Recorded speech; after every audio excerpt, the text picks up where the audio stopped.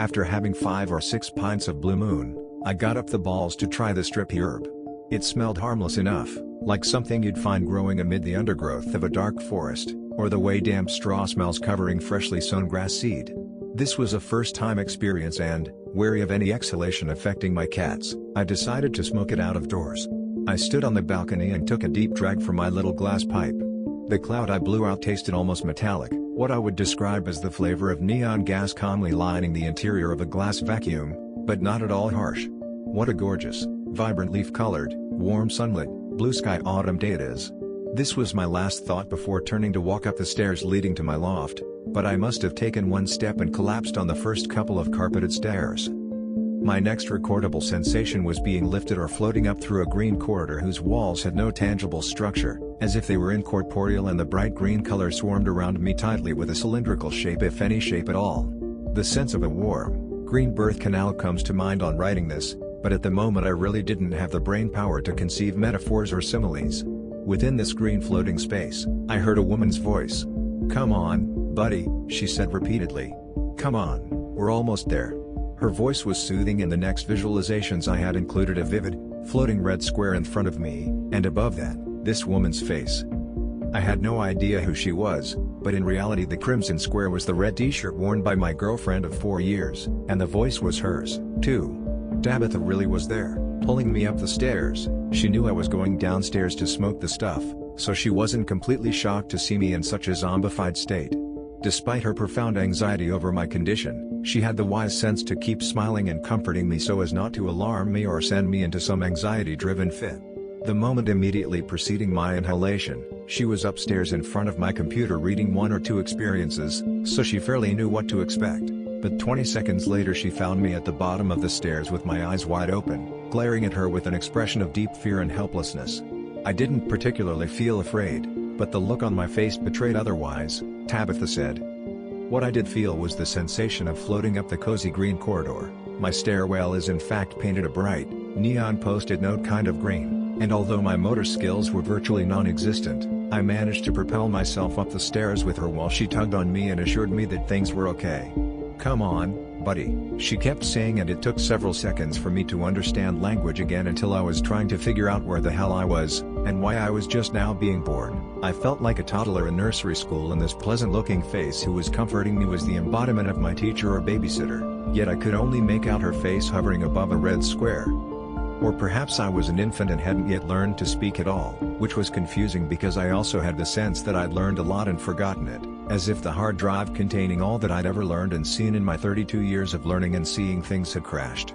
I felt like I left that heap of experience at the bottom of the stairs, as if the landscape of my mind had completely vanished, and this was troubling because part of me wanted it back, but there was positively nothing I could do about it. I was indeed helpless. Only on reflection can I say that I felt like a small child or perhaps a mentally handicapped person. Again, in the moment I didn't have the brain power to articulate to myself, "Am I retarded? Is this what it feels like to be a mindless person or a really young child, since it's been so long since I was a really young child and have forgotten what it felt like? Is this death? Is it birth? Or rebirth?" I was merely sensing things with no higher cognitive capabilities, perhaps the way an insect might perceive things roaming about the earth, not understanding anything but merely reacting to variations of light and temperature. Frankly, I didn't even have the wherewithal to feel worried about my state. The physical sensation I had overall was comparable to that feeling of sleep paralysis, known as hypnopompic paralysis, where you're aware of being awake, yet you can't open your eyes or move a muscle. Perhaps what kept me from feeling slightly freaked out is that I did have the colorful visuals and wasn't confined to just blackness behind my eyelids. And even though Tabitha's face and voice weren't at all familiar to me, she was certainly comforting. This all occurred within the time it took for us to lumber up the stairs. Apparently, Tabitha was hauling me up like a wounded soldier, and I'd slobbered quite a bit on myself. Is chillism a common side effect? Is it coincidence that the words salvia and saliva are one letter transposed apart? Yes, actually it is coincidence. Naturally, I had no awareness of the drooling I'd done. Near the top of the stairs, I began to come around and could finally put some words together, but initially they were incoherent. I felt like I had a huge smile on my face during this ascension toward heaven, and now I felt certain I'd left something at the bottom of the stairs, and it had to be my whole life experience, and I think I pointed toward it, but we came to find what I'd left down there was my pipe. Rat farts. Nothing magnificent or preternatural about that. Now I was on my feet again and talking to Tabitha. I exclaimed gleefully that this was fantastic, and I hopped around the room excitedly, whooping joyously.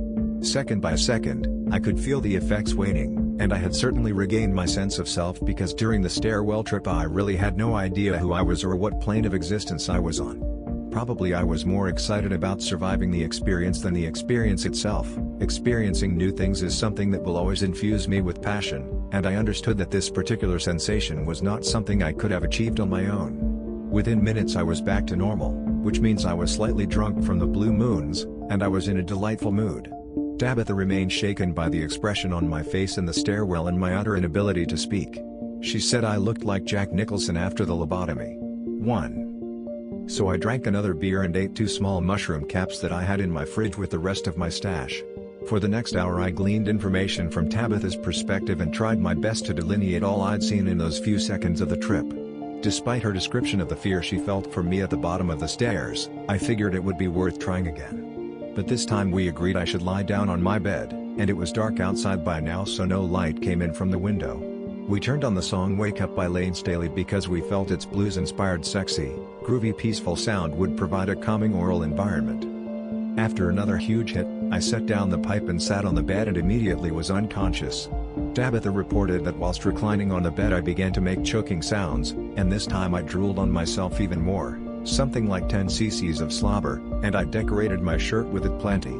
But Tabitha was now seriously worried about the possibility of me choking on my own juice, so she sat me upright, noting that my limbs and torso were completely dead weight and all I could do for the next 30 seconds was lean forward, crouched on my own lap, and this time my eyes were shut. I'd managed to say, "This isn't good," just before passing out entirely, and then anything else I tried to say came out as complete gibberish. Close to panic because she felt responsible for letting me go on the trip again, Tabitha steeled her exterior once more and kept assuring me, and herself, that it would be okay. "I love you, buddy. I love you and it's going to be okay." She refrained for about 2 minutes, which she declares seemed like a much longer window of time because I wasn't responding, just slumped there drooling on myself.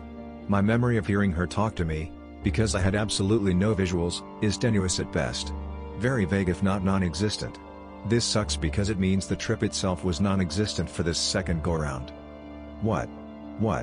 Where am I? What happened? I muttered suddenly. Then I opened my eyes and spouted, "I'm okay? Okay, I'm back. Woo." And I sprang up from the bed because now I was experiencing spectacular visuals. Every surface I looked at was surrounded by a tight gold and blue glow, a solid 2mm thick line of pure light, the bookcase, the door frame, Tabitha's face, my hand and fingers were all encased in this light, yet the essence of it glowed brightest around living things. I was talking and feeling celebratory now as I stood in the threshold of my doorway under the red rope lights that illume my loft, but I may not have been making much sense. I was trying to articulate that I felt as if I were made of plastic or metal, or perhaps I was wearing some sort of protective spacesuit and it comprised this aura surrounding my body with soft warmth. I looked at my forearm, my wrist, and fingers and was amazed that I could move parts of my body, fascinated that without putting conscious effort into it I could move my limbs so freely. I wiggled my fingers and smiled at them. My olfactory senses seemed to cling to that earthy scent that salvia has before smoked, but this effect wasn't too intense or noticeable. But the glowing feeling and tactile sense of being made of some inorganic material were very salient for a few minutes, and surely this was the byproduct of having eaten the shroom caps as well. I was giddy about these hallucinations, and even though I failed to articulate them appropriately to Tabitha, I kept trying to describe my sensations.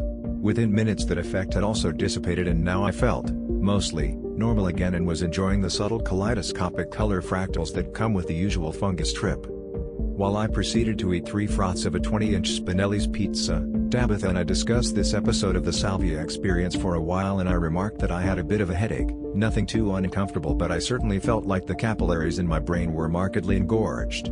Tabitha expressed a great concern for anyone who smokes this stuff, especially because any teenager or child could walk into the store we bought it from and go home and choke on his own saliva, or result in a total king hell freak out.